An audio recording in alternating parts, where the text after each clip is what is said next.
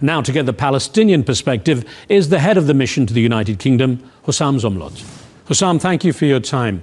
A quick question first. Were you surprised, or how surprised were you about the push that Israel made into Rafah on short notice? Not at all surprised. Netanyahu, Israel have literally broken every international red line, including not invading Rafah. He is negotiating, that is Netanyahu and the Israeli government, they are negotiating with the blood of our children. And it is after 7 months, this is really appalling. After the genocide of the last 7 months, the loss of life, what it shows is that Israel has no iota of respect for the sanctity of human life, and B, the international community is failing to exercise any pressure or leverage for that matter on such a rogue state of Israel. I know you don't speak for Hamas, of course, but the reason the Israelis gave for going in like this was because they said that Hamas was firing at the checkpoint and is intentionally trying to provoke Israel into action into Rafah. Well, the mediator here is Egypt, Qatar, and the US have presented a deal for a ceasefire. And I believe that all parties have accepted that deal. And there are reports that Israel has accepted such a deal beforehand.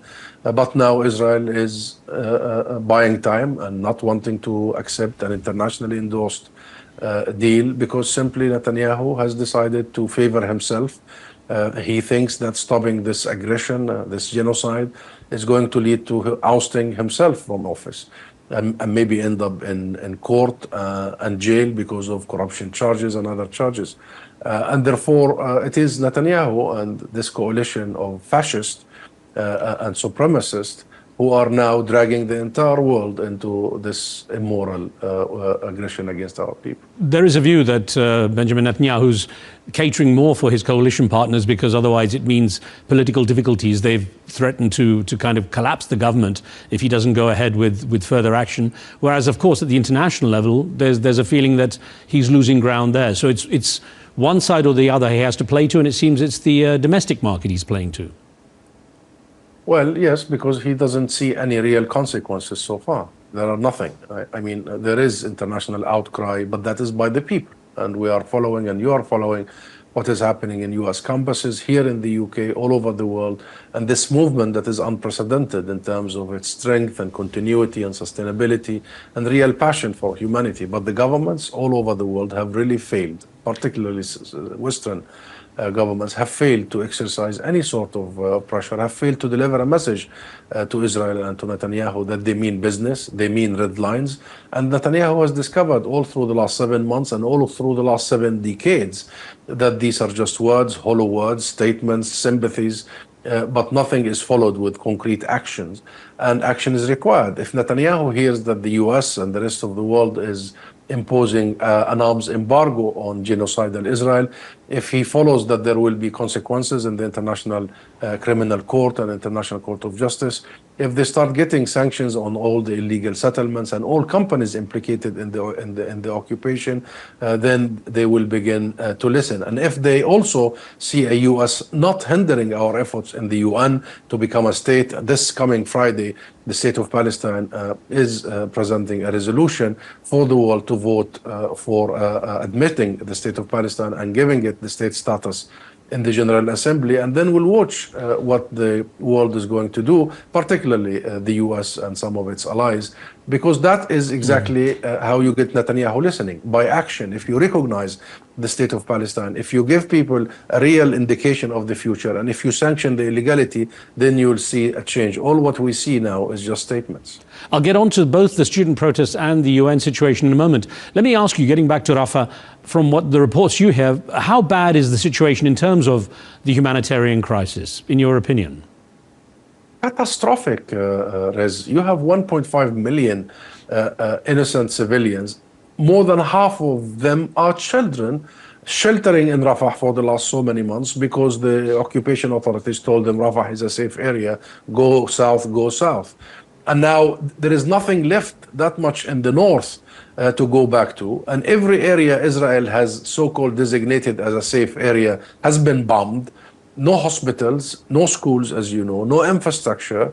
There is a near famine situation because of the imposition of the siege and not allowing the unfettered access of humanitarian assistance. And given all this, then you go and invade Rafah. It's just a recipe for a catastrophic massacres happening against the Palestinian people with literally nowhere to go. You're going to invade a place, very small territory, that is Rafah. I was born Rafah. I know how small Rafah is, and hundreds of thousands of children just sitting ducks for Israeli war machine, for their jet fighters, for their tanks, to literally decimate our children and the civilians. So that's why you have the US saying Rafah is a red line. You have the UK saying Rafah is a red line. You have the UN General Secretary saying Rafah is a red line. The EU, everybody is saying Rafah is a red line. But Netanyahu has grown familiar for simply crossing all red lines. And as we just discussed, he simply can. I know there is no love lost between Fatah and Hamas, but how do you respond to the Israeli claims that Hamas essentially takes control of the aid and that it uses it to its own extent, you know, for its fighters and then oversells it, overprices it on the markets, that it has control of the aid and that it's not so much the outside world or Israel that's causing a problem here? We must stop following Israeli propaganda. They have been at it for a long time. Lies and lies and lies and twisting facts. Only listen to the UN, Rez. The UN is there to be followed.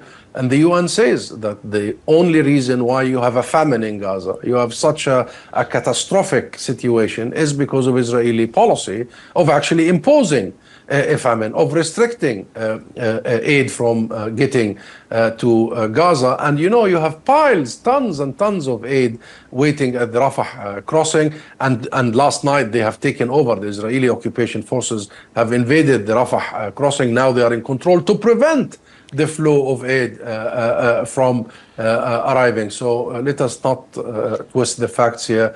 Israel, as an occupying power, as an aggression power, is fully responsible for the protection of civilians and for the provision of basic aid, even education and health for the civilians under their occupation. And Israel has literally made mockery of international law over the last 7 months, and particularly in Rafah now. Is Fatah in any position to help the people of Gaza? Well, this is not about political factions. This is about the national structures for the Palestinian people, and that is the state of Palestine, that we are now providing the world with an opportunity and a vision to move forward, to turn this tragedy into a momentum towards a resolution and towards peace and justice. But the state of Palestine is what provides for its people and what represents its people, and the government of the state of Palestine is there. That represents all Palestinians. What I mean, though, sorry, Husam, to interrupt you, but I mean, in real terms, is Fatah in any way able to access Gaza in such a way as to help the people there physically? Well, that's why our top priority right now is a permanent ceasefire, is an immediate and permanent ceasefire. And there is a government that was formed only last month, a Palestinian government, and its main task is to provide for our people, to unite our geography, that is Gaza, the West Bank and East Jerusalem, and to unite our people in one political system, and to provide and to deal with the sheer catastrophe that was created by this. So physically you're unable to really, what I mean is physically you're unable to do anything right now because of the separation between the two. Physically, even international organizations, the UN has been bombed, the World Kitchen has been, you know, you followed the 7 aid workers slaughtered by Israel.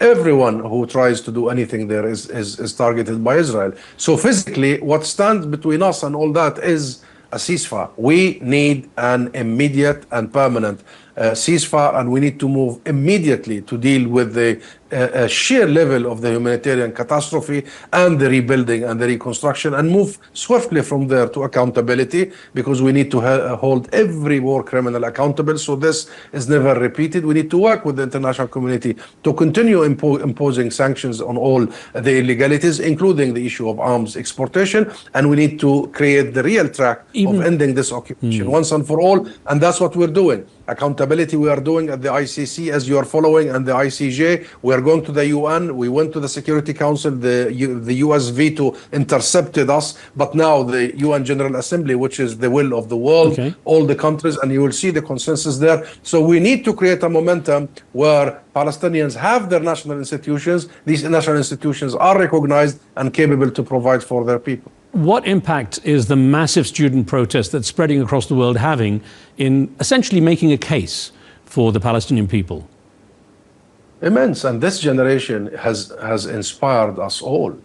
I mean, this is historic in every sense. The last of such movements, student movements, was in 1968, the Vietnam War and the anti-Vietnam War. The students to take such huge responsibility on their shoulders simply because their leaders have failed miserably to do so, have failed to take action, is a source of hope. For a better world, a better future.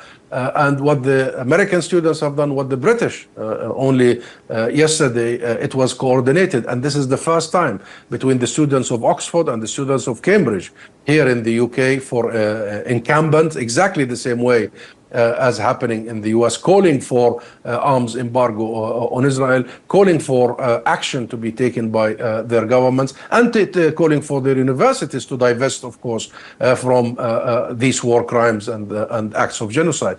And yes, this has really created an avalanche of energy that is coming from the youth, and the youth are the leaders of tomorrow, the leaders of the future, and we have a lot of hope and certainty about the future, because if you have the youth, you have the future. Well, interestingly enough, of course, it's still the governments who have to make the decisions. Perhaps with all these elections taking place this year, that these kind of the student presence might have some impact on the decision making. Do you believe that might actually happen, though?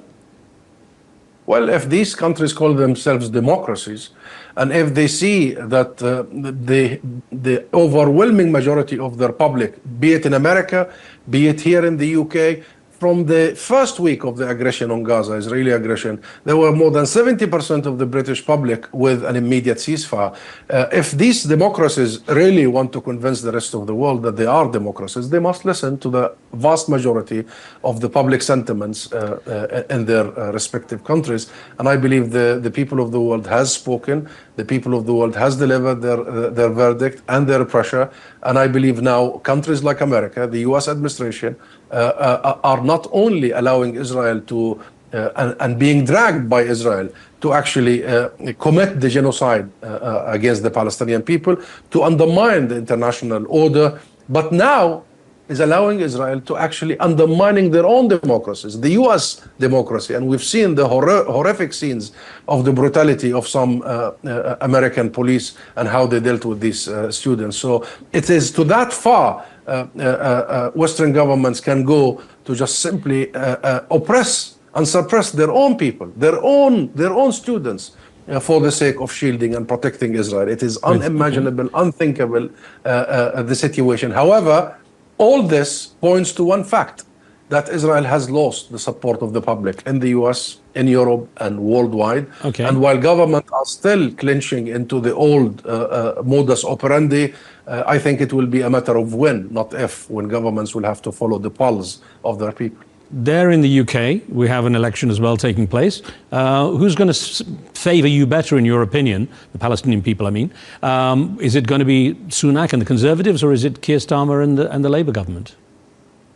Well, that question can only be answered on the day of elections, and this is a matter for the British people to decide.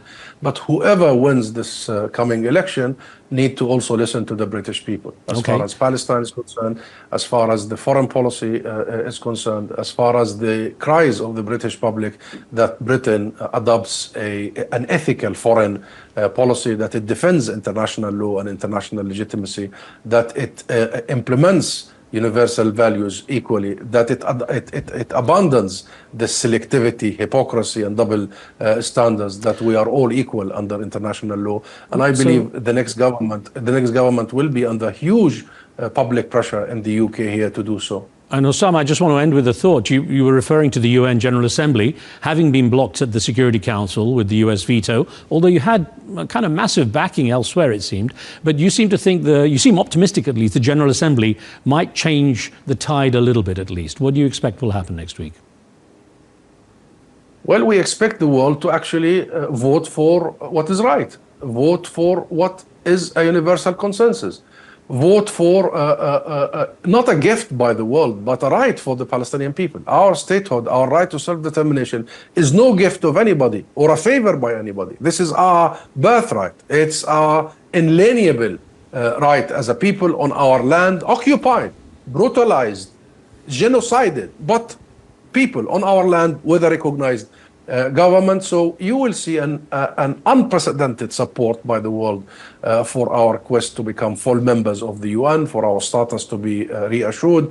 And that will take us forward and will further isolate the position of the US administration. And perhaps that historic process will will end in the US removing finally its veto power over the right of the Palestinian people for self-determination. So the whole idea is we are not going to allow the US to just use a veto power once and then we rest. No, this will be endless. And if it takes every single session to take this application again and again until we get where we need to where we need to go. I'm sure we'll get to speak again. Husam Zomlot, thank you.